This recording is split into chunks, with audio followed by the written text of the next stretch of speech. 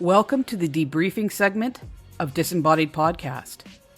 The Debriefing is hosted by the Prism Paranormal team, Karen, which is myself, Stacy, Shani, and Erica.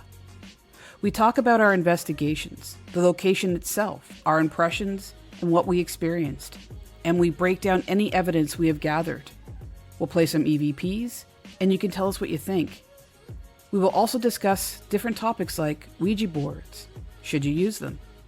Seances, different ways to investigate, demons, shadow figures, poltergeists, and different types of hauntings. Also some murder houses, haunted locations. There isn't any paranormal subject that we won't cover. So please join in the conversation. This episode we talk about our investigation at Old Licking County Jail.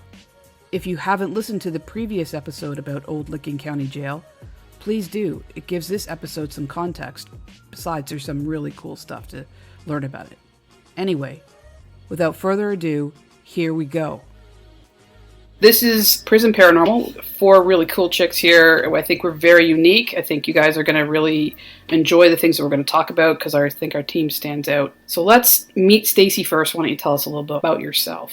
So I'm a nurse, psych nurse, and I have had abilities since I was about 5 or 6 years old. And I've been doing investigations for the last couple of years. Okay, awesome. Next. I'm Erica. I'm a paramedic by trade. I am very new to this group. Welcome. Thank you. Welcome. Thank you. Welcome. Thank you. That's all I got. I'm a little bit of a skeptic, so... We need to be skeptics in your groups, or you're going to be freaking out over everything that moves. And next we have our strong, silent type. Hi, I'm Shani. I'm a PSW. I work with dementia residents, and I'm also a sensitive one. She is. She's very sensitive. She's awesome. Even sensitive to the sun. And then there's me, Karen. I guess I'm a bit of a bulldog, and I kind of... In a good way. She's the powerhouse. I kind of jump ahead too much on things sometimes, but I love paranormal investigating. I'm a ex-trauma nurse. I'm retired, and I'm a bit of a sensitive myself and run away with things and need to be reined in occasionally by the ladies that are smarter and more in control of themselves. So this is us, Prism Paranormal. Hey! And we do have a cheer that we say before because we need to get ourselves into it, and it's 1, 2, 3, spirits! We have spirits, so do you. Eric will be in on that the next time. Yeah. Oh, I absolutely will. Okay. Like full Britney Spears. So on a previous episode, I talked about going to Old Licking Jail in Newark, Ohio. Really, really cool place.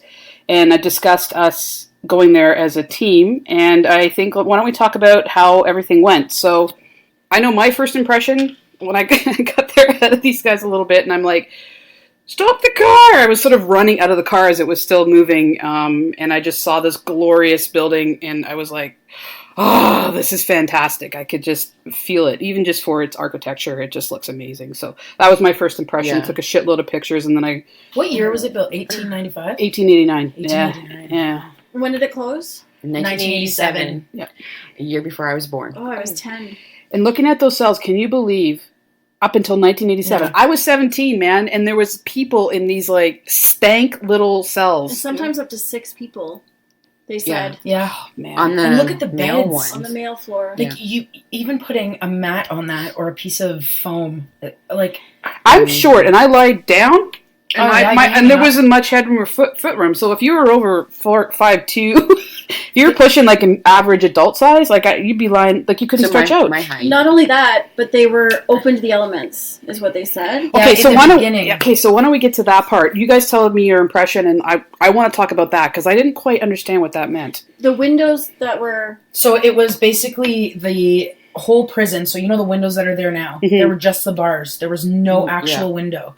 So summer, fall, winter, spring, that's all they had. Everybody that was in there was open to those elements. So snow would be coming in, rain would be coming in, the beating sun. Yep. There was no comfort. It was all open. And that's just torture in itself, is it not? Yeah. And it wasn't until what did she say? It was the mid 1900s 1800s that they put in the windows. Mm-hmm. Well, the way this building is set up, in the front of the building, this is where the sheriff would live. Yep. Is it the first 2 floors is where the sheriff and his family would live? Yes. And the Then matron. the 3rd and the 4th is where the matron would live? Yes. And on the 3rd and the 4th is where the prisoners were. Starting. Yes. The Starting. women were on the 4th. Yes. The men were... The men The were third. the 3rd. Okay, so let's work through this. The front of the building, first 2 floors, really nice setup for living conditions for a family. Yeah. You know, they lived very nicely. They ate really good food. It was a good job, even though it caused 4 different sheriffs to have heart attacks working there. 3 of them in that bedroom and 1 in hospital, yes? Yeah. Yeah. And then you go to the 3rd and 4th floor, and you have where the matron lived, and she pretty much ran the show of the whole prison. And if you can imagine. So you've got this area, and then you go further behind just one simple door. I mean, it was a heavy door, but there's an entire prison. Yep. Like, I live here, there's prisoners on the other Right, side. yeah. And So she also had children. kids. Like, Yeah. the sheriffs had kids. That building had no running water when they first opened, so Yep. she was in charge of all of that kind of stuff, too. Yep. And that door, wasn't it right open to, the bullpen? Like, the door, wasn't it right So open it to wasn't originally. So what she was saying was, way back, they weren't allowed out of their cells, and then there was that small tiny little area that we were all sitting in, and that was basically where everybody could congregate And exercise. and it was I'm gonna say it was maybe 10 feet long by maybe 4 or 5 feet Yeah. wide. Yeah. That's it. And they called it the bullpen. The bullpen. And so in one section of the bullpen, they had this square window with a little square in the middle of it. Yep. That's now closed off. And then, so there was a bigger square kind of window with a little square. Mhm. And it was right facing, in the bullpen, but facing the hallway of the cells. And so that's where the sheriff would put his rifle or something. Yeah, like so he that wouldn't if have to something go was in. happening. He would put his rifle through this hole and just shoot. You were just shooting. So so he didn't have to go in. But is he's announcing to the people by shooting a gun? No. Well, that's If there was any conflicts, so Yeah. if there was any conflict between prisoners, fighting he would or literally anything, put a rifle through that hole And just and start just shooting. shoot.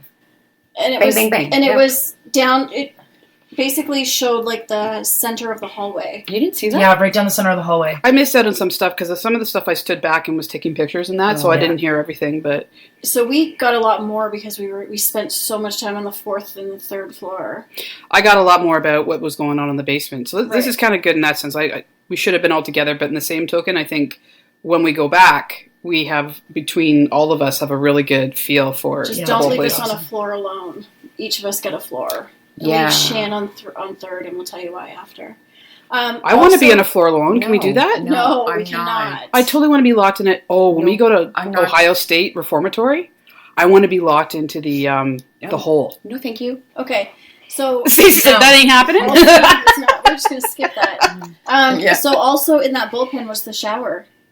So do you That's remember? right. Yes. So to the left. So if you walked in, Yep.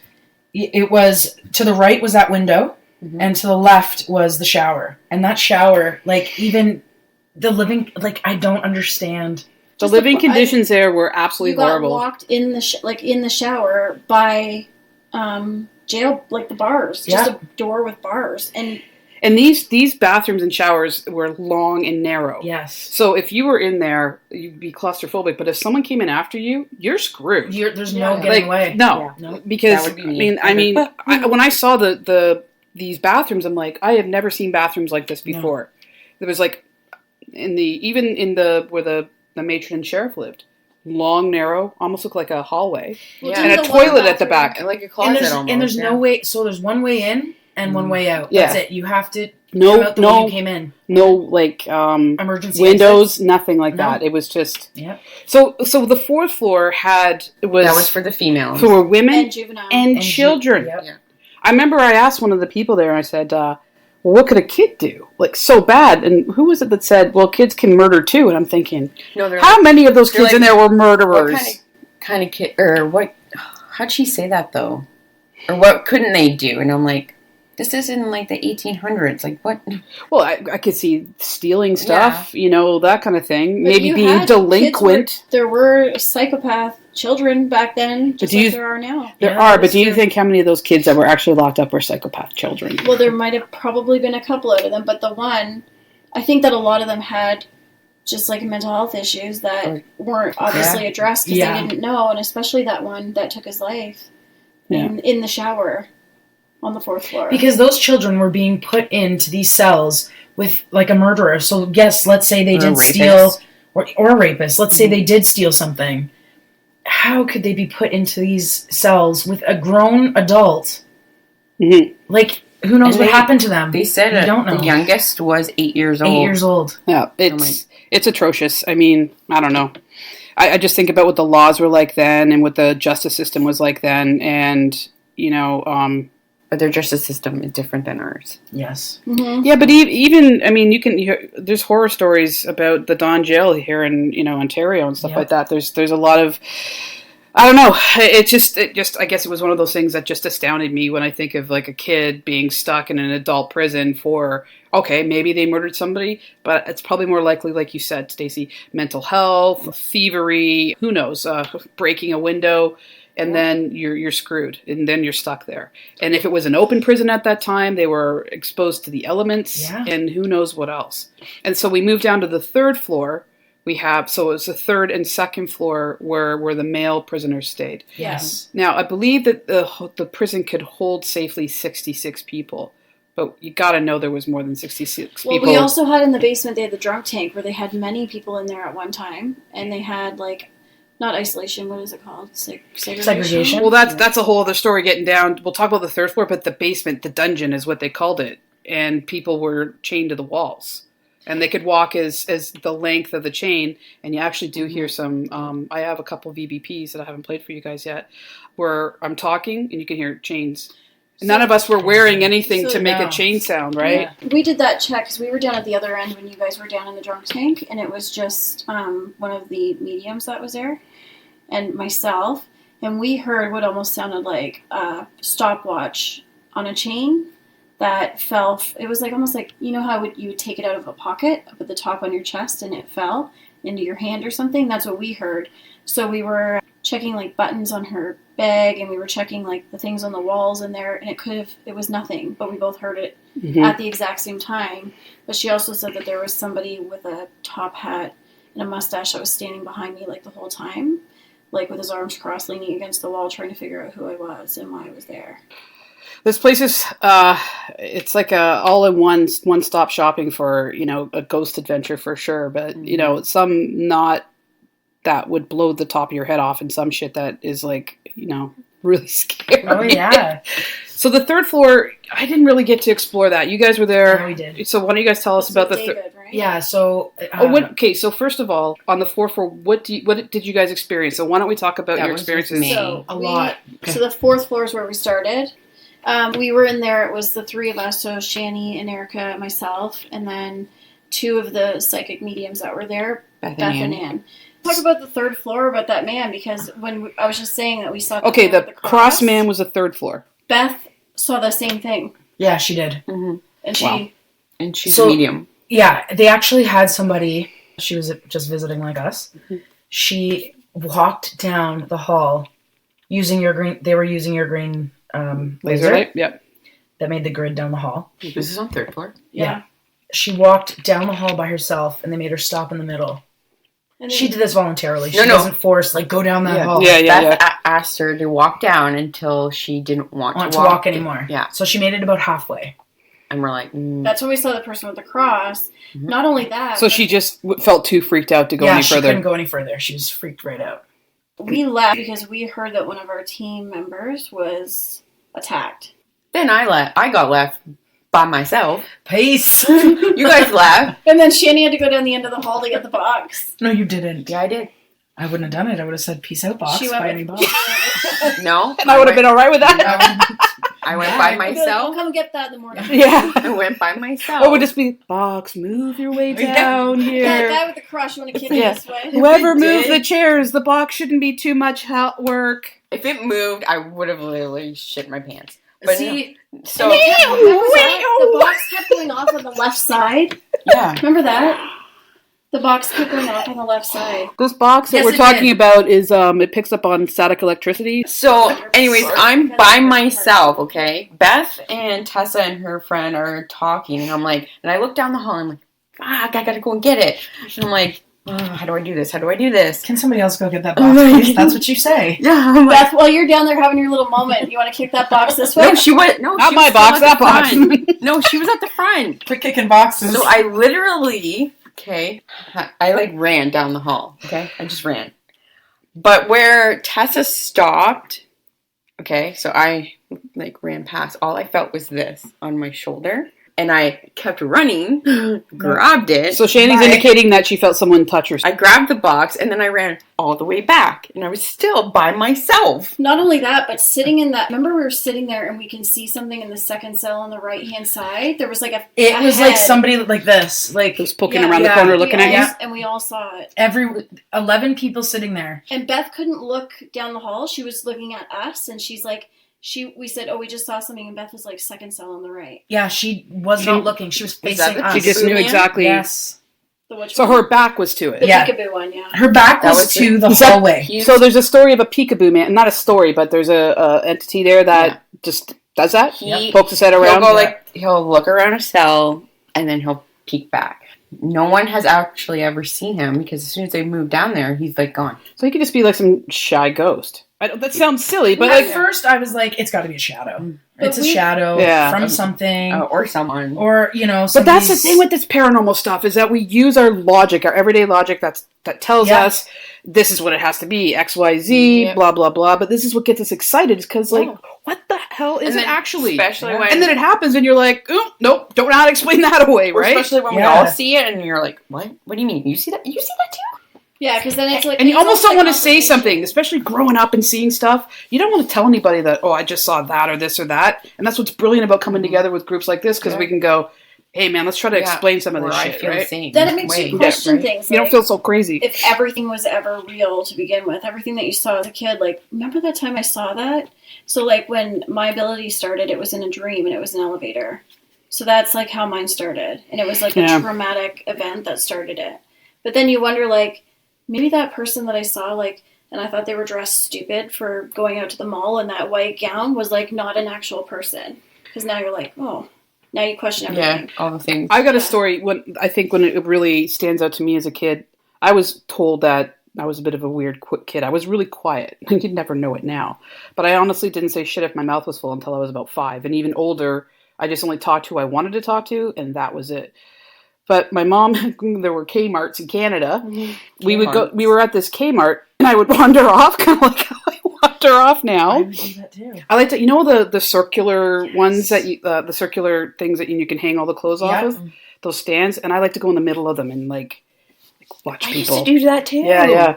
The coat rack or I the don't think I racks. went out much. Anyway, so I remember I wandered off on my own, and I don't know, I was just standing looking at something, and it almost was like I went into a bit of a daze. And when I was young. This was the days where you're like 6 or 7 and you'd walk around your own and no one would really say anything. So I was holding the hand of an older man, and I looked up and I kind of went like, ah, and my mom found me. And she's like, what are you screaming at? And I'm like, oh, that old man took my hand. And she's like, what are you talking about? So I was in this store, and I can describe you to this day. Gray hair, had one of those like Andy Cap, sort of like taxi driver hats. Like a news delivery. Yeah. He was in like, he had like a suit jacket, like he looked like an old British guy, like, sort of a tartan suit jacket and just pants and a open collar shirt. And he wasn't like this creepy man, but So I remember if that's one of your guides. guide, or if it was just if it was a spirit, like I don't know who it was, but I remember looking back, and I remember my mother saying, what, I was pale, and I was like in the middle of mid scream.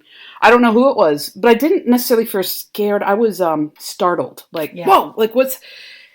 And so these are kind of the things. Now I look back, like you said, that was a really a man. Clearly not, especially if my mother found me.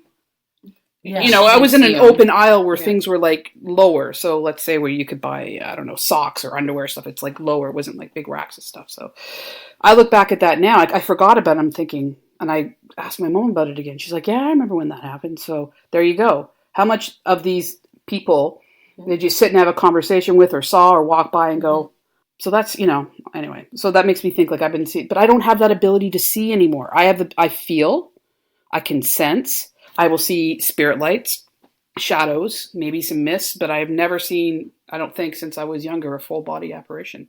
And I think that people knock that out of you, right? I've never seen anything other than that shadow.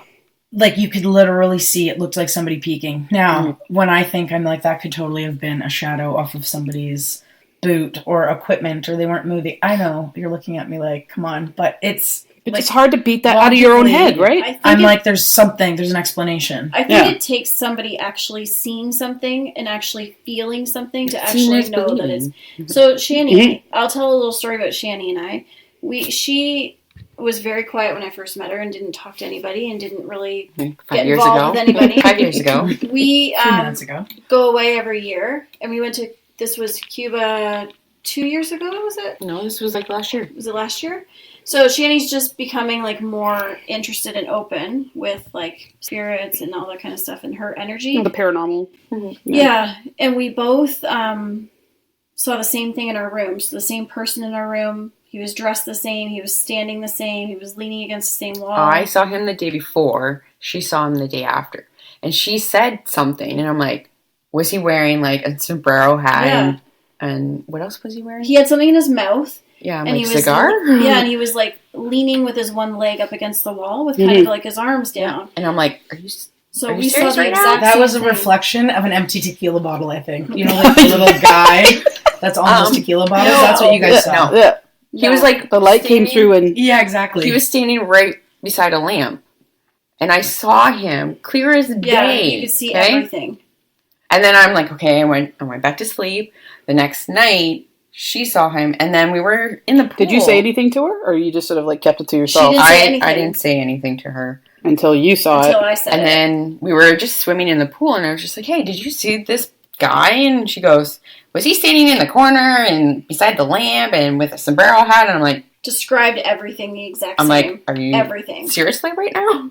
So that's kind of like when Shani became more like she started seeing more things and like becoming more open with things and stuff. So that kind of was her turning, like her aha moment. Yeah. But especially since you not reinforced it, but you helped her by saying, okay, yeah, that I saw it too. So that makes you go, okay, well, then if you saw it and I saw it, it just helps validate each other that maybe there's other things that you've seen and not been able to validate it. So that's kind of cool that happened. I've had like dreams as well where I can't explain things and it's like weird. Like premonitions kind of thing, or? Yeah, and then it's kind of like, what? I've seen this before. I know what's going to happen. Like feeling also like you're going to be judged if you do come forward and talk about those types of things. Because I was 5 when mine started to happen. Mm-hmm. So you don't want to say anything, and especially depending on the people that are in your life at that moment and the people that are around you, you kind of are scared you're going to get judged. Well, I know the different... I can almost say that at the point in my life where I stopped seeing or really to that kind of clarity is when some crazy stuff started happening to my life. And it was almost like I grew up faster in a sense. So that almost like knocked that openness out of me. I don't know. Does that make any sense? Yeah, that makes sense. Feel a lot though. And I think part of that is your energy and the fact that you are a Reiki master. You feel a ton. And it's... I would say if I'm anything, I'm an empath because I can walk into a room and tell you what I feel, what age I feel it, that kind of stuff. I can't see it, but I could probably draw you a picture of it. And I bet you the picture that you draw is exactly what I see. You know, we should try that. We should bring that along with us. We should. Who can draw? Well, I've really... You can draw. But so I can draw fair enough. You could describe to me, and I could draw it, and then I can say she could say before I see it. Yeah. We should try it. We should definitely try it. There's something else I'd like us to try that I saw on you watch these ghost shows, but sometimes they have great ideas for doing stuff. I was watching, do you guys watch the one, Kindred Spirits? No, but we watched the whole Paranormal State the last couple days, which was great. Okay, so Kindred Spirits is this guy and this chick. They're best friends, and they go out and they have a different sort of way of going about. They try to find answers for people as opposed to going in and like finding evidence They try to find answers with the evidence, and they do some serious research, and that's all. paranormal. Mm-hmm. Yeah. So what they do is they have the spirit box hooked up to headphones. So only the person hearing, only the person with the headphones can only hear the words coming out, and the other person who can't hear is asking the questions. So that's what you hear, right? And I go, "What's your name?" And you go, "Barb," right? Or if you just say nothing, you know that. So you can't hear what I'm asking. So it's almost like the words that come out, if they align with the question. Oh, that's awesome. That's really smart. So it could be going like, I could be going here, yes, no, that kind of thing. Yeah. And I think that would be a great idea. I think that would be awesome. Now I want to do it. okay, so why don't we end on this note for now, because we've talked about a lot of stuff today. We talked about the male-female jail part. How about in part 2, maybe I can talk about what happened in the dungeon. Mm-hmm. Yes, and in the chapel. You were also in the chapel, weren't you? Yes, exactly. So why don't we end right now? We're going to say goodbye, everybody. Thanks for tuning in. Yep. Thanks for listening. And we all have spirit. And we're going to be back with our part 2, so stay tuned. It is coming up. We'll catch you on the other side. That's right. And remember, Take care of you. And take care of yourself. Take care of everybody. And make sure you look over your shoulder because someone may be watching. Spay and neuter your animals. And recycle. Love Reduce yourself. reuse. Drink lots of water. On hot days. Never eat yellow snow. Give a hoot. Don't pollute. Be nice. Clear your eyes. Arrive alive. Don't drink and drive.